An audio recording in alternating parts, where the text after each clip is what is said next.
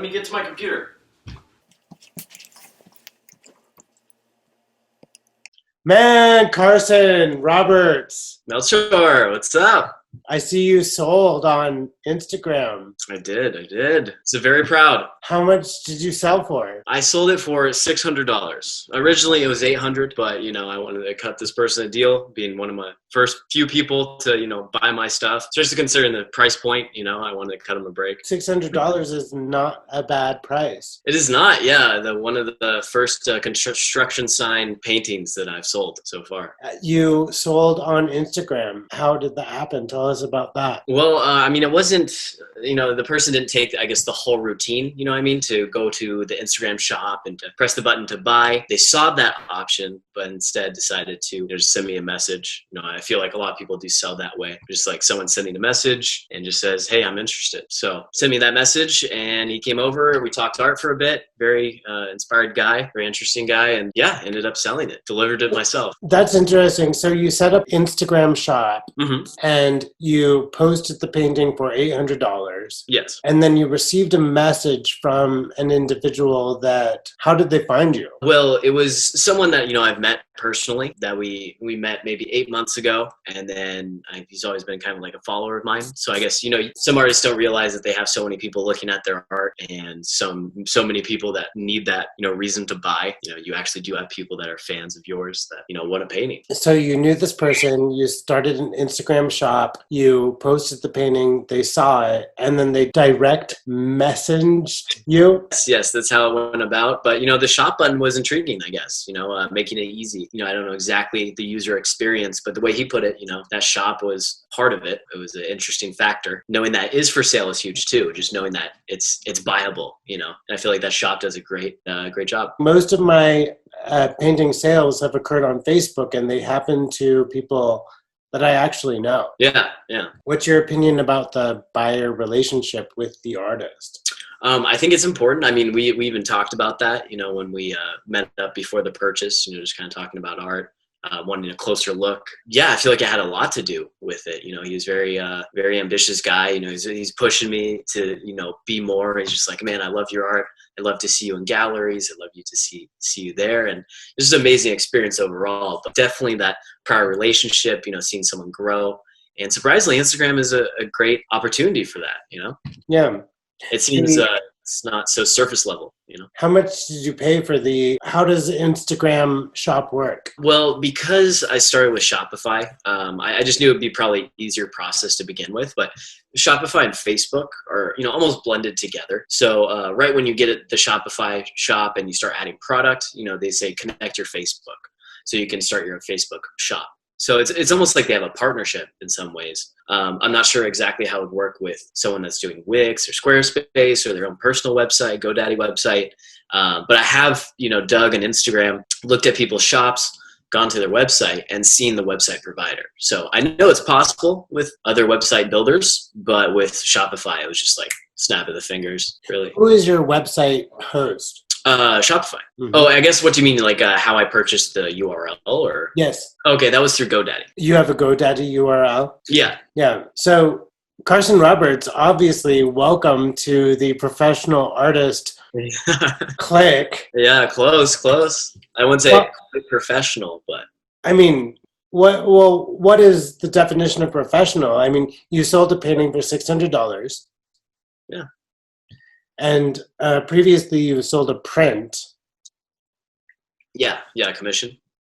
How did you sell the print? It was just a friend of a friend that wanted some decor for her new apartment, and just kind of blending her home decor with the commission piece, just kind of figuring out some colors that would work, good accents, but it turned out really well.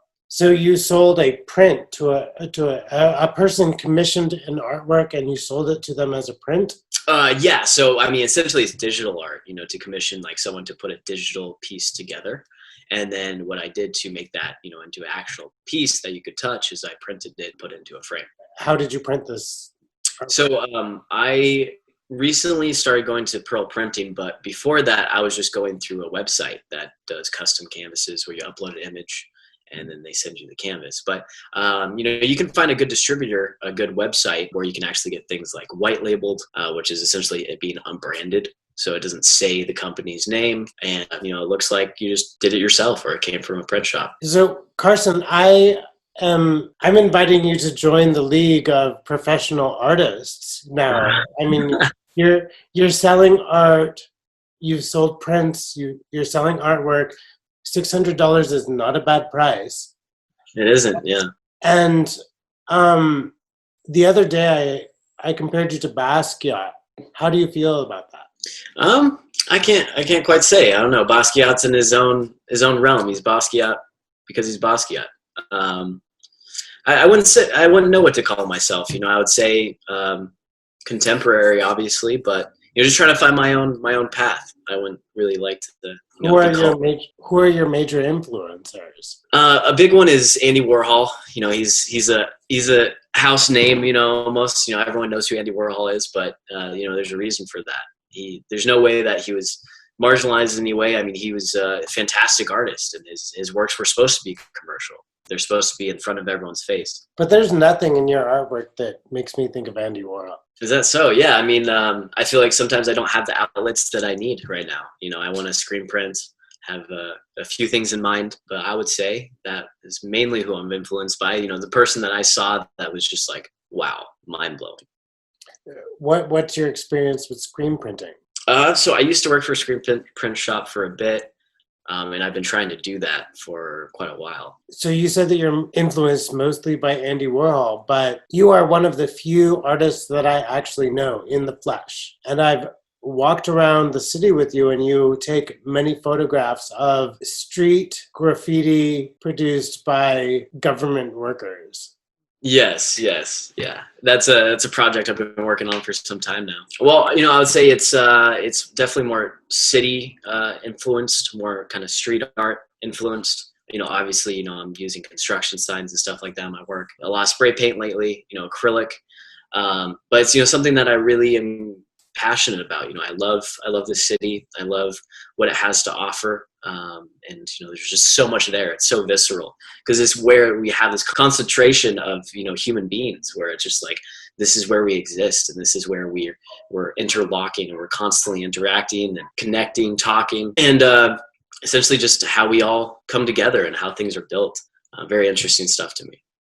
You left San Diego, you're in Portland. I feel like everywhere I go, I'm holding this identity or what I know of myself and experiencing new things. And, that stays with you. That experience becomes who you are. So, yeah, I mean, as to how, I've brought what I've learned in San Diego or what I've experienced there to Portland, I would say it would be just my digital art. That was definitely more my focus in San Diego. That's when I just started painting. I was a little bit more into the photography scene, doing fashion shoots and stuff like that. And as to how it correlates to my art now, I can't quite say. But there are pieces that I've made in San Diego that I've finally made into fruition here in Portland. I'm constantly just wanting to create and purchase and make more. And so, maybe one day when in the League of Professional Artists that one day someone will have to read up on me and find that out. You're very different from many artists. Most artists approach art thinking of galleries and in-person exhibitions. Your focus is on the online presence of creating art for people on the internet. Can you talk to us about that decision? Well, yeah, I think the accessibility was really important to me. And I feel like with galleries and stuff like that, I paid to be in a gallery in San Diego for a bit, when I had maybe 3 or 4 pieces, and I paid a monthly rent to be there. And, it's hard to know what kind of audience goes into that gallery. You may have an idea, but, with all these analytics, all this information when you're online, you have analytics from Facebook. I mean, Instagram's the same thing, but you just get so much more data, and you can actually hone in on who you are catering to, or I guess who is interested. And that's been giving me a great idea of how I should continue. And sometimes I'm weary that I'm I don't want to cater to, my audience too much, because of course I want to be an artist and I want to be, free and express myself. But, it definitely is a good way to gauge, who likes your art, and, keep doing it. And I've had, there's a friend of mine that, he had galleries come to him, and, it's not always something that the artist has to do. And I would like to be able to just create and do me, and hopefully that will come. But I know that's wishful thinking. So Carson Roberts, you're selling prints, you're selling original artwork, you have an online presence. What is the future of Carson Roberts, CDR Productions? I would want to start doing public events, to start to get a little bit more, I guess, publicity, be in the public area, and have people participate. Maybe, I've been thinking about hosting canvas painting events at, things going on in Portland during the summer. And I think just more things that I can control, and more things to get my name out there, expose myself. I sometimes it feels like you don't have advice to give, but I would say don't forget that, art is a business too. And I guess you can be a fantastic artist. And I've seen so many talented artists that never get their work out there, and they're never really focused on, spreading it, I guess you could say.